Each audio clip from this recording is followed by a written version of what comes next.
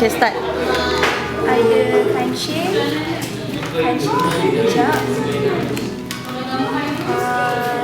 Ada satu gagak dia nak pergi air. Dia kat gurun. Dia ternampak, dia haus. Dia nak minum air. Dia nak buat botol. Tapi paras air kat dalam botol tu rendah. So paru dia tak sampai nak minum. Dia masukkan beberapa barang kat dalam tu. Lepas tu dia minum. Lepas tu ada lembu. Lembu tu tengah jalan-jalan.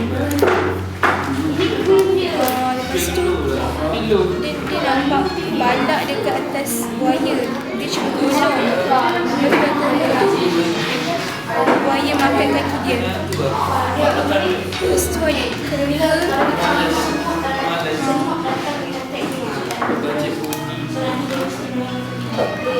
Lepas tu kancil datang. Dia cakap apa buaya cuba terangkan macam mana lembu tu tolong. Buaya buka mulut, lepas tu dia terus sakit lembu.